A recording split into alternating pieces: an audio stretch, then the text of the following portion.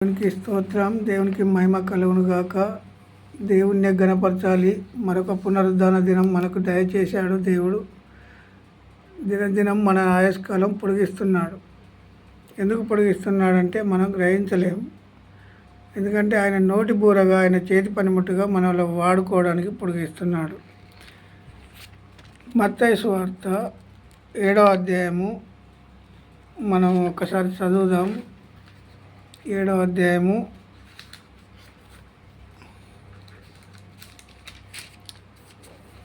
మత్తయి సువార్త 7వ అధ్యాయము 23వ వచనం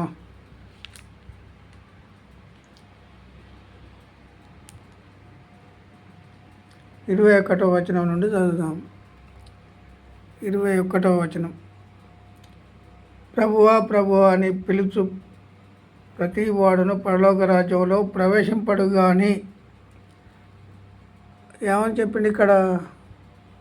ప్రభువా ప్రభువా అని పిలుచు ప్రతి వాడు, ప్రభువా ప్రభువా అని నన్ను పిలుచు ప్రతి వాడును పరలోక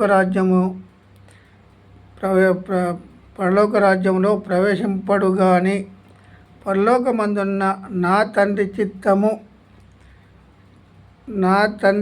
చిత్త ప్రకారము చేయువాడే ప్రవేశించును. ఏమని మాట్లాడండి ఇక్కడ? ప్రభువా ప్రభువా అని పిలుచు ప్రతి వాడు పరలోక రాజ్యంలో ప్రవేశింపడు కానీ నా తండ్రి చిత్త ప్రకారము చేయువాడే ప్రవేశించును పరలోక రాజ్యంలో. తండ్రి చిత్తం ఏంది అసలు? ఇప్పుడు తండ్రి చిత్తాన్ని ఎవరు తెలుసుకున్నారు? ముందు ఇక్కడ యేసుక్రీస్తు ప్రభు తెలుసుకున్నాడు. నా తండ్రి ఇంటి నుండి వచ్చాను, నా తండ్రి దగ్గర నుండి వచ్చానని చెప్పింది ఒక యేసుక్రీస్తు ప్రభు మాత్రమే. ఏ మానవుడు తండ్రి ఇంటి నుండి వచ్చిన మానవుడు కాడు, ఆయన చిత్తము తెలుసుకున్న వారు కాదు. తండ్రి చిత్తము ఎవరైతే తెలుసుకున్నారంటే యేసుక్రీస్తు ప్రభు మాత్రమే తెలుసుకున్నాడు. ఆయన తండ్రి చిత్తం నెరవేర్చుటకే వచ్చిందని అన్నాడు. నా తండ్రి చిత్త ప్రకారము చేయువాడే ప్రవేశించును అంటాడు. మరి తండ్రి చిత్తం ఏంది? ఇప్పుడు ఈ మానవులకు అర్థమైందా? ఇప్పుడున్న మానవులకు, బోధకులకు కానీ, క్రైస్తవులు అనుకున్న వారికి కానీ తండ్రి చిత్తం ఏందో అర్థమైందా? అర్థమైతే తండ్రి చిత్తం నెరవేర్చాలి. మనల్ని సృష్టించిన సృష్టికర్త ఆయన మాటలు నెరవేరుస్తాము. మరి ఇప్పుడు ఆయన మాటలు, ఆయన ఉండి మనతో మాట్లాడుకుంటూ మనలను సరి చేసుకుంటూ మనకు బోధించే విధంగా ఉన్నాడా? మరి మనతో ఉన్నాడా? ఇప్పుడు లేడు. మరి లేనప్పుడు ఎవరి ఇష్టానుసారంగా వారు బోధలు చేసుకుంటూ బైబిల్ మాటలు, వంకర మాటలు చెప్తూ, వంకర ఆలోచనలు చేస్తూ, కోట్ల రూపాయలు సంపాదిస్తూ, నేనంటే నేను అనే గర్వంతో, అహంకారంతో ఉంటున్నారు ఇప్పుడు దేవుని మందిరాలలో బోధకులే. ఇప్పుడు నేననే గర్వం. ఇప్పుడు దేవుడు తన స్వరక్తం ఇచ్చి సంపాదించిన తన సంఘం అని అన్నాడు. దేవుడు స్వరక్తం ఇచ్చిన సంపాదించిన సంఘం అయితే మరి దేవుని సంఘం అని ఎంతమంది బోధిస్తున్నారు? ఇప్పుడు నేను ఈరోజు దేవుని సంఘంలో బోధిస్తున్నాను, ఇది నా అనే పదం తీసేయాలి, మా అనే పదం తీసేయాలి ప్రతి మానవుడు. ఎందుకంటే నా అనే పదానికి గర్వం, మా అనే పదానికి అహంకారం. ఈ పదాలకు అహంకారం ఉంది. ఎందుకంటే యేసుక్రీస్తు ప్రభువును మాత్రమే చూపించాలి ప్రతి మానవుడు. ఏ రోజు ప్రాణం పోతుందో చెప్తారా మానవుడు? ఏ మానవుడైనా ఏ రోజు ప్రాణం పోతుందో చెప్తారా? చెప్పడు. మరి ఇంతకాలం బతుకుతాను అని చెప్పే మానవుడు ఉన్నాడా? ఏ బోధకుడైనా? విశ్వాసులను పరలోక రాజ్యానికి వారసులుగా నేను చేస్తున్నానని చెప్పిన బోధకులు ఎవరైనా ఉన్నారా? ఇప్పుడు గొర్రెలను అప్పచెప్పిండు ప్రభు, కొంతమందిని అప్పచెప్తే పరలోక రాజ్య వారసులుగా చేయాలని చెప్పిండు. ఆయన అందుకే రక్తం కార్చిండు, చనిపోయాడు, సమాధి చేయబడ్డాడు, 3వ దినంన తిరిగి లేచిండు. మరి ఇప్పుడు ఎంతమంది ప్రభు చిత్తాన్ని తెలుసుకున్నారు? ప్రభు చిత్తము తెలుసుకున్న వారు ఎంతమంది? ఏమని చెప్పిండు ఇక్కడ?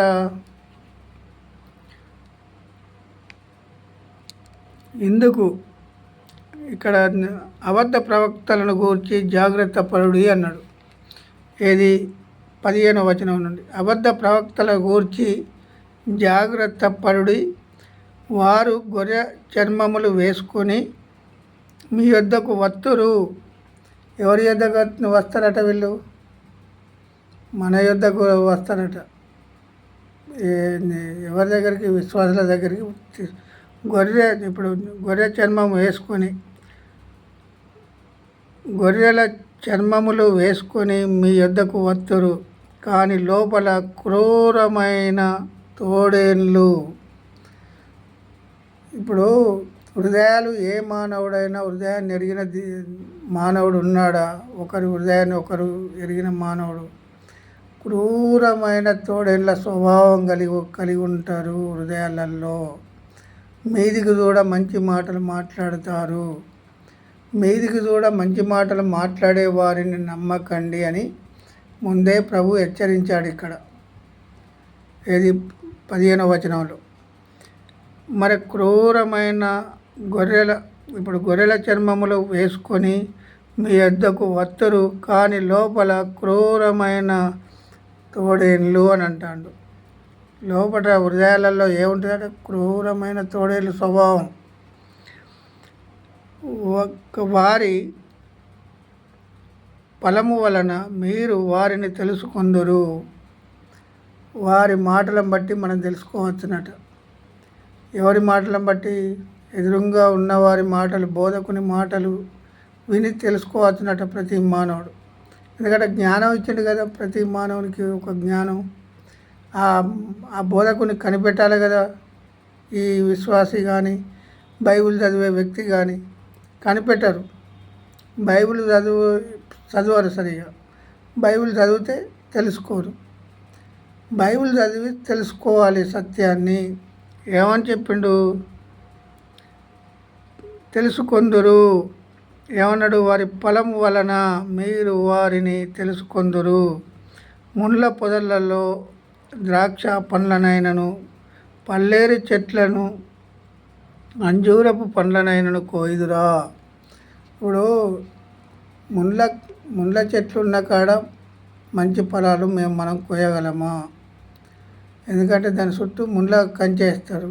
ముళ్ళ కంచె వేసినాక దానికి ఫలాలు మంచి ఫలాలే ఉండొచ్చు.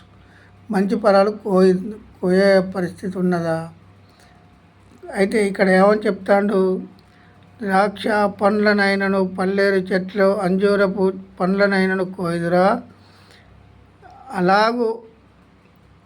అలాగుననే ప్రతి మంచి చెట్టు మంచి ఫలములు ఫలించును.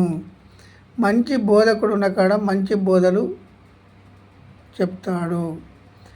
జనం ఉన్న కాడ వాక్యం ఉండదు. వాక్యం ఉన్న దగ్గర జనం ఉండరు. దేవుని వాక్యం ఎక్కడైతే ఫలించాలనే కాడనో జనం ఉండరు. ఫలింపజేయాలని బోధకుడు అనుకున్న కాడ జనం ఉండరు. ఇక కాని ఫలాల దగ్గర అనేకులు ఇప్పుడు లక్షల విశ్వాసులు ఉంటారు దేవుని వాక్యం లేని కాడ. ఎందుకంటే కట్టు కథలు, పిట్ట కథలు చెప్పుకుంటూ మనల్ని సంతోషపెట్టేవారు, ఏది దేవుని వైపు తిప్పేవారు కాదు వీళ్ళు. కట్టు కథలు, పిట్ట కథలు, ఒక 2 మాటలు 3 మాటలు దేవుని మాటలు చెప్పి జనాన్ని సంతోషపెట్టేవారు అనేకులు వచ్చారు. ఇప్పుడు దేవుడు ఏమంటాడు ఇక్కడ? మంచి చెట్టు మంచి ఫలములను ఫలించును అంటాడు. మంచి చెట్టు దగ్గర ఎవరు ఉండరు. మంచి ఫలాలు ఇచ్చే దగ్గర ఎవరు ఉండరు. మంచి మాటలు చెప్పేవారి దగ్గర ఎవరు ఉండరు. యేసుప్రభు దగ్గరనే ఉండలేదు సిలువ వేసేటప్పుడు. ఇక ఇప్పుడు కాని మంచి ఫలాలు కాని దగ్గర చాలామంది అనేకులు ఉంటారనేది దేవుని సత్యమైన మాటలు. పనికి మాలిన చెట్టు కాని కాని ఫలములు ఫలించును. మంచి చెట్టు కాని ఫలము ముళ్ళు